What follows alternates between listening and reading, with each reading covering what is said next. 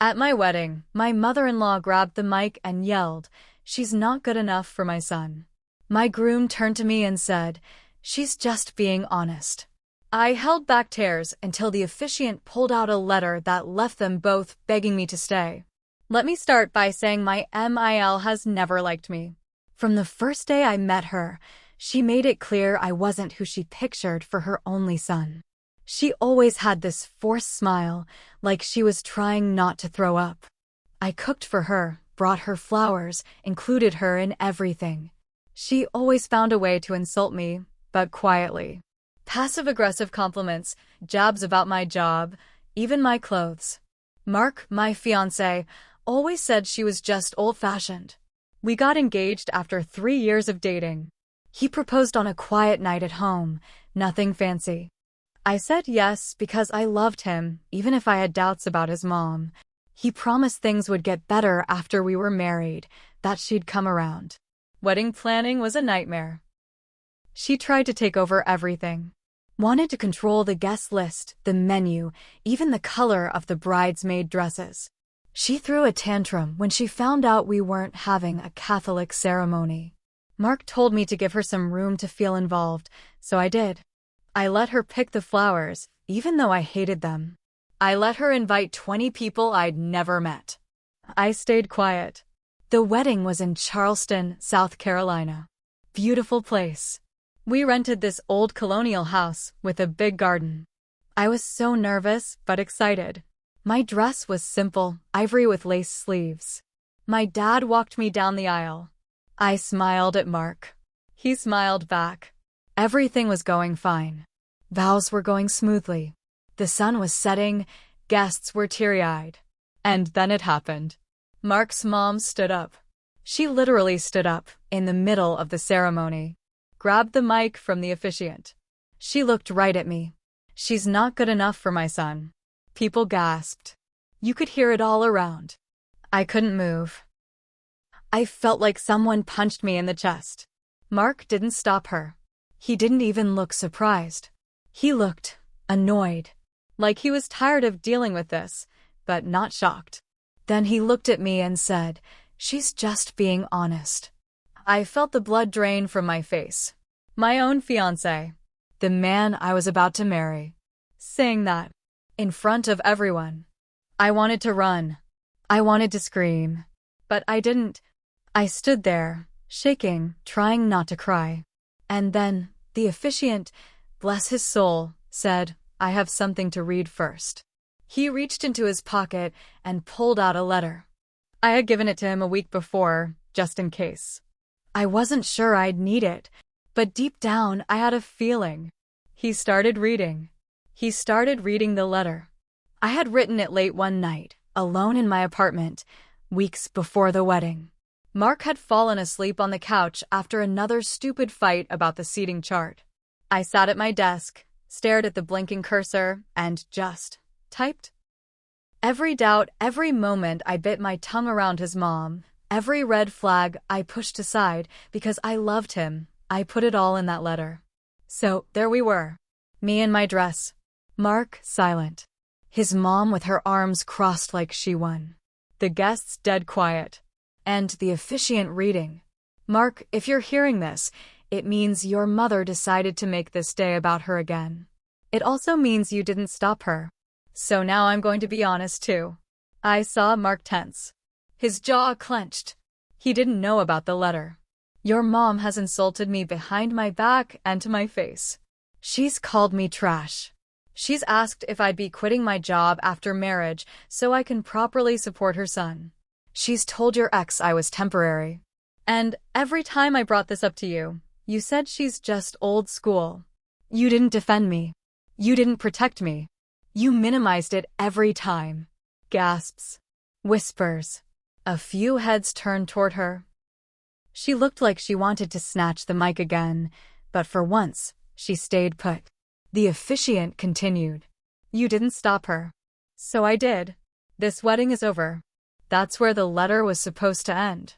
But what no one knew, not even the officiant, was that I had slipped in a second page. P.S. Before anyone says I'm overreacting, Let me explain why I reached this point. 2 weeks ago, I found messages between Mark and his ex. Nothing sexual. Nothing physical. But enough. She asked if he was sure he wanted to marry me. He said, "I don't know." He told her, "Mom still thinks you were the best one." He told her if she calls it off, it wouldn't be the worst thing. You could hear the breath leave the room. People looked shocked. My maid of honor's mouth was wide open. One of Mark's uncles muttered, "Jesus Christ," under his breath. Mark stepped forward like he wanted to take the letter. The officiant turned his body slightly, keeping it out of reach. I wasn't done yet. I stepped up, my voice finally coming back. "Is that true, Mark? Did you say that?" He didn't answer. His mom jumped in instead. "This is a setup. She planned this whole thing," I snapped. "No, Patricia. What I planned was to marry your son and be part of this family. What I got was insults, lies, and a fiancé who'd rather text his ex than talk to me." Mark finally spoke. "It wasn't like that. You said it wouldn't be the worst thing," I repeated. He didn't deny it. I turned to the guests. "Anyone who came here to support us, I appreciate you. But this is done." Then I literally walked off the makeshift altar, through the garden, through rows of silent guests, out the gate. I didn't even grab my bag. Just my heels in my hand and the veil dragging behind me. The real kicker? 2 hours later, as I was sitting barefoot on the edge of the hotel bed, champagne bottle in hand, I got a knock on the door. It was Mark's father. He looked tired. He asked to come in. I said okay. He told me he was sorry. That he admired what I did. That he wished his son had half my courage. Then he handed me a check. A pretty fat one. "For the expenses," he said. "And because I know what it's like to marry someone Patricia didn't approve of." Then he left. It's been 5 days since the wedding.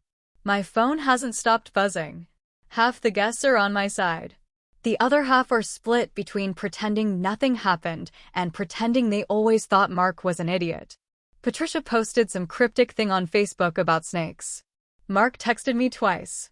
"Can we talk? And you didn't have to do it like that." I haven't answered. I don't know what I'm going to do next. I quit my job before the wedding to relocate. I gave up my apartment. Everything was built around a future that doesn't exist now. But even in all this mess, there's a weird peace in knowing I walked away from something that would have destroyed me slowly. And I'm not done yet. I didn't reply to Mark's texts for 2 weeks. I needed space. I needed to think. I stayed in that hotel for 5 nights, mostly in silence, mostly staring at the ceiling and wondering how I let it get this far. And yeah, I'll admit I made mistakes too. I ignored red flags. I let things slide. I didn't want to fight with Mark, so I kept the peace. I gave Patricia too many chances. I thought love would fix it all. That was my biggest mistake. By the 3rd week, I was staying with a friend in Atlanta, still living out of a suitcase, when Mark's sister messaged me. She was always decent to me. She sent me screenshots. I didn't ask for them. She just said, "You should see what they're saying." There it was, texts between Mark, Patricia, and his ex. His mom had been planning to humiliate me. Mark knew. He told them, "If she walks, I'll spin it." His ex replied, "LOL, she'll never leave you at the altar, she's too nice." His mom, "It's time she learns her place." I felt sick. But I felt something else too. A switch flip. They thought I was weak. They thought I would cry and disappear. So I decided I'd give them something to cry about. I contacted a lawyer. Turns out, while Mark and I weren't legally married, there were shared expenses and contracts with both our names. My dad had paid for a chunk of the wedding. I had emails, invoices, receipts, all in both our names. And guess who paid nothing? Mark and Patricia. I filed a claim for damages. Not emotional, just financial. Cold, clean, and documented. Served it right to Mark's workplace. I also sent a full timeline of everything, including those texts, to Mark's employer. Not out of pettiness, his ex worked there too. So did 2 other people copied on the messages. They had mocked me from their work accounts. HR got involved. One person got fired. Another got a formal warning. Mark got restructured, which is corporate talk for, you're demoted, but we're not saying it publicly. Then I went nuclear. Remember that check Mark's dad gave me? I hadn't cashed it. I mailed it back. With a note. I don't need your guilt money. Tell your wife I'll see her in court. I exposed Patricia's nonprofit scam too. I never went looking, but one of her old friends messaged me after the wedding, said Patricia had been faking donation numbers for tax write-offs. Sent me proof. I forwarded it to the IRS. Quietly. Anonymously. 3 months later, she got audited. For months in, I got a letter from her lawyer. They wanted to settle privately. I told mine, drag it out. Let her bleed. As for Mark, he showed up at my apartment one night with flowers. Wanted to explain. Said he missed me. Said he regretted everything. I looked him dead in the eye and said, "Do you regret what you did, or that you got caught?" He just stood there. Then I handed him a copy of the court summons. "We'll talk in front of a judge." He left. Flowers still in hand. 6 months later, I moved to New York. Got a new job. Started therapy. Started writing again. I told my story on a podcast anonymously. It blew up. People sent letters. Women, men. People who walked away from the wrong person just in time. And the best part? I saw Mark's ex at a gallery event. Turns out she had no idea Patricia planned to humiliate me. She showed me texts where Patricia said she wanted her to marry Mark. That she'd take care of removing the obstacle me. She was disgusted. Said she blocked both of them. Said she was sorry. I believed her. People always think the dramatic ending is the one where someone begs you to stay. But the real drama is when they beg and you keep walking. So that's what I did. I kept walking. And I never looked back.